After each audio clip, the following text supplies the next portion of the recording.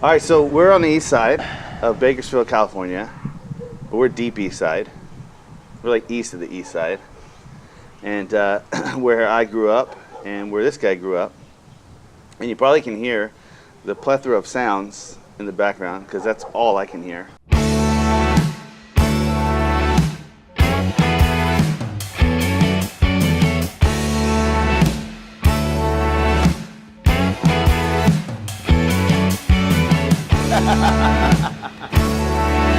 We've been to elementary school together, high school, Junior high, jail. been to jail together. Uh-huh. Multiple times. Uh-huh. Been to Paris. Been to Paris. Accidentally together. Yeah. What's up? We're in France. And you have to assume that you're Romance in France. Yeah, oh yeah, that's right. Yeah. Hey, we're gonna go to dinner. Yeah. We'll be back in an hour. It's very seldom that, I think you have relationships that last like we have. Yeah. It's weird almost because it's like Yeah. you're about the only person on this earth that I can confide in like a real brother. Yeah.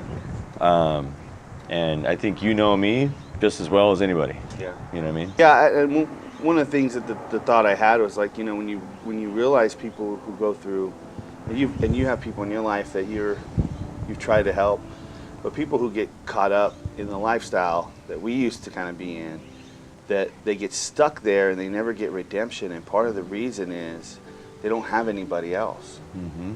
No one who's willing to go in and stick it through. I think we both have wives that have decided to stick it through with us. Yes. And Yeah. and that's amazing. So it's really sad when you see like people who, are just at the bottom and they're stuck there. What do you think was the defining moment for you when you felt like, okay, I'm not the same person I was? Just like, the moment when you felt like, okay, my life has pivoted. I've changed. When did my life pivot? Yeah. That's a good question. So I think that it was when I was in jail. Yeah. Two things happened when I was in jail. First one is I got saved in jail, and then but second off, was a conversation that I had with my wife. Was she your wife then? No. I was 18 years old, Okay. and I've always been in love with her, Yeah. and she's always been my soulmate for life. You know what I mean? But me as a child, Yeah. I wasn't able to see past or see that. You know what I mean? So I remember giving her a phone call, and she mentioned that, hey, my friends and I were talking about you last night. And I said, really? What were we talking about? And she says, well, I've got a job, you don't. I've got a car, you don't. I've got a license, you don't. I've graduated high school, you haven't. I'm in college, and you're not. And you're in there, and I'm out here, and I'm kind of wondering what I'm doing with you, so don't ever call me again. Wow. And that conversation right there hit home. I spent the rest of my jail time not talking to her, not knowing, what's happening in her life and all that good stuff. And that conversation, though, was a pivot, I think, in my life. That's where I knew that one thing that always cared about me was beginning to let me go. Wow. And if I didn't do something about it, then I'd come home to nothing. So do you feel like finding or acknowledging Jesus as your Lord, or whatever that process was, that those kind of values that come with that helped you to kind of become better? Oh yeah, absolutely. I mean, because when I would go off and do things that I knew were wrong, Yeah. I think guilt would actually set in. Yeah. Which you didn't have it before. No, before it was like, You're right. Yeah. who's Yeah. watching, right? Right. Do I put my hands in my pocket or so? Let's do it. Do it. Let's Okay, do it. so how There do we you do go. So this is what you got, a new office, Yeah. but this is a big deal. 14 years ago, I worked as a single agent. Didn't know anything. Yeah. And learned the hard way, just through trial and error and lots of failure. And then basically, at one point in my career, I just learned that I really enjoy teaching people on how to sell real estate themselves as real estate agents. The craft of the actual the art of skills, the sale and all that. Yeah. Right, the real job, how to really be successful in doing that. Right. If I teach them to be better agents, then they live better lives. They have better careers. Their clients get better service, and so on and so forth. Yeah. The thing about your story is it's a great example of a life that's headed into one trajectory, where people used to say this about us, that we wouldn't live till we were 21. And then there's this moment where it just changes. And so what I want people to understand and get out of your story is hope, because I want them to see that if you have somebody that you're loving and they're on this trajectory, to don't give up hope, because people do change. 100%. Yeah. I want to dive into this, and we're going to kind of shift a little bit. I want to talk about your mom, and the impact and the turning point of your experience with her. Well, my mom was a heroin addict. Well, first off, to back up, as a younger kid, great mom. Did everything right. But I think when I started using or being around drugs, she started becoming interested in what I'm doing. And so she decided to dabble. And then, before you knew it, she became a full-blown heroin addict. I remember I did everything I could as her child to get her off heroin. Everything.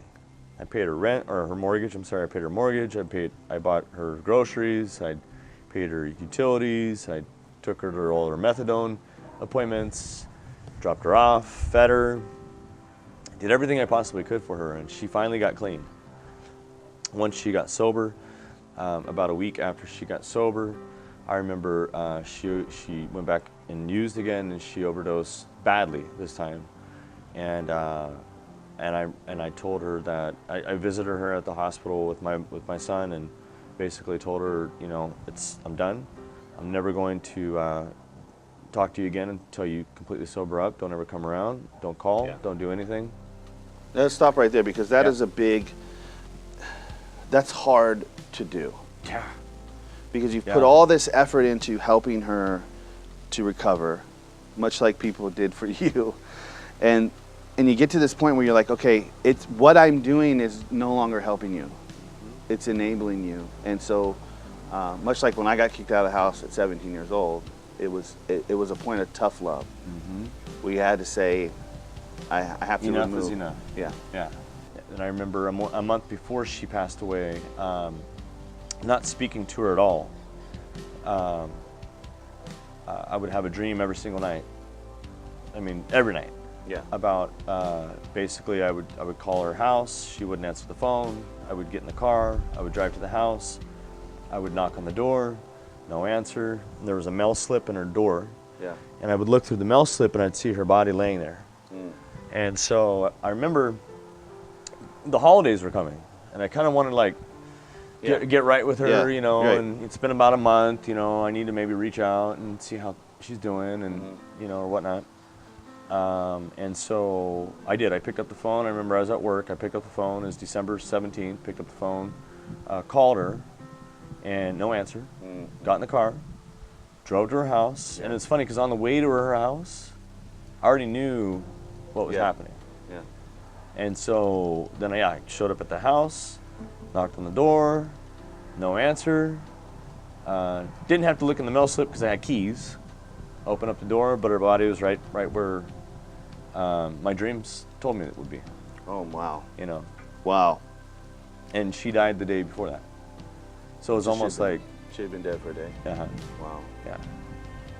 Yeah. So it was almost like it was kind of meant to be, Well, or maybe I think when we talked about it, that you felt like, the dreams prepared you for that moment. Yeah. What's that feel like? It What was the emotion you had? a lot of shame, or a lot of blame on myself. That 100% blame on myself. I felt like if I didn't quit on her, that she would still be alive today. I felt like it was my fault that she is dead. because I was the one that said, I'm done. Yeah. You know, and you know, at that moment, it was just, my world got dark real quick. You know, it was just all about, I killed my mom, was kind of my thought process, you know. I mean, I know for the first 6 months, I gave up on everything, including my wife and my kids. I mean, you know, I started drinking a lot. I quit working. You know, this is back in 2012. But yeah, I gave up on her. I gave up on parental activities. Gave up on work, and I drank a lot for about 6 months straight. Because if I didn't drink, then I was like Confronting the pain. crying. Yeah. And just massive depression, you know what I mean? So the only way that I could actually not have a smile, but a straight face, is by drinking. And so, you know, at one point I just basically had, you know, I know Lucy, my wife, she just said, hey, look, you got to remember you're still a dad, or you're still a husband, and you can't keep blaming yourself, and you can't keep doing this. Well, the guilt and the shame that you felt from that,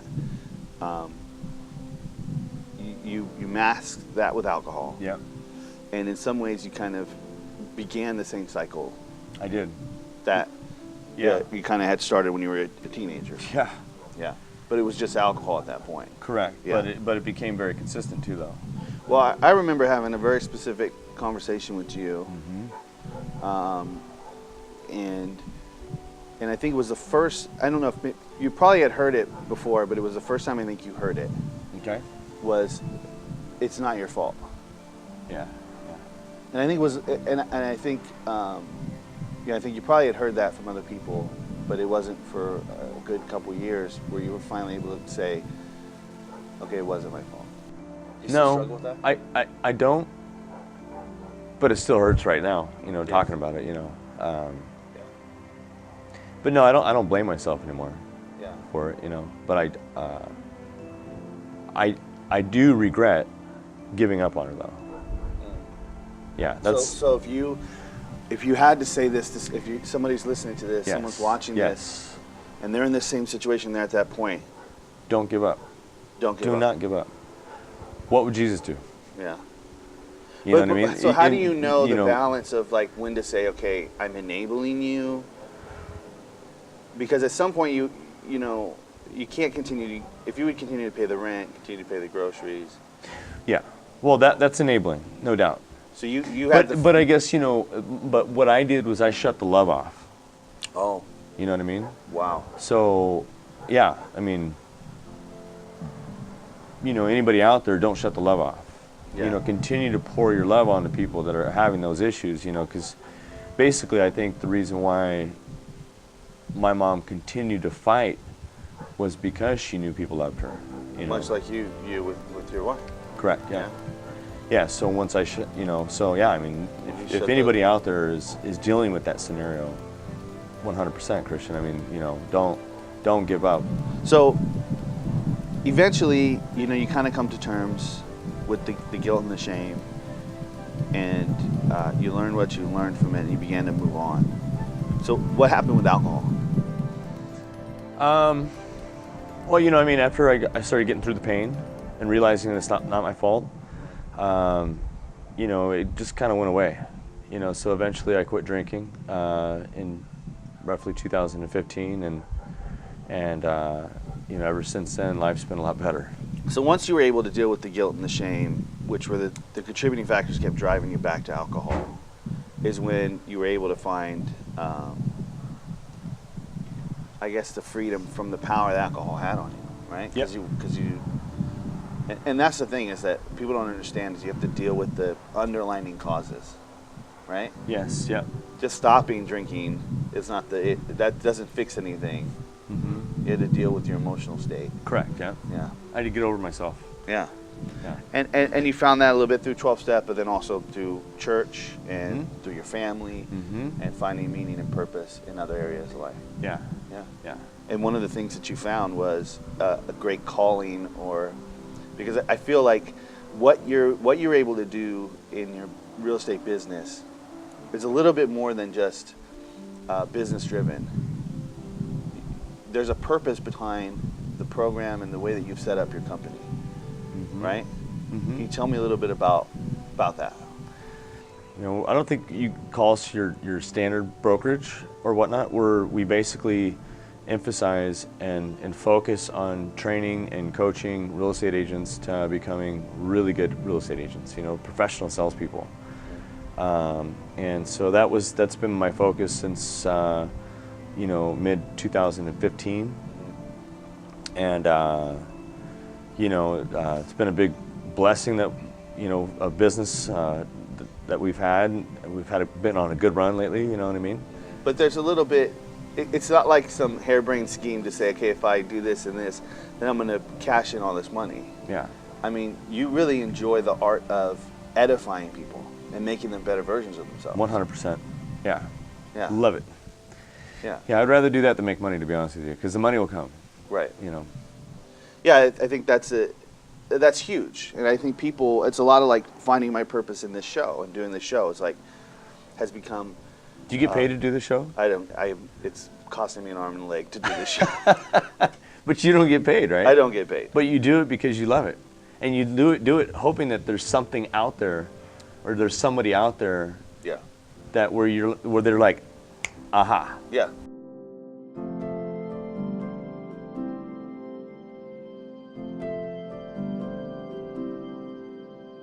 I truly believe that day when I went out of rehab in 2011, that I had my truck, and I had my wife, and I had my kids, and I had my job. I felt like that was God saying to me, son, I've given you this place to launch off of. I've given you this launching pad to rebuild, this foundation to rebuild on. And I think that's true for Lee, and I think that's true for many of us. What a blessing and honor it is to just be alive,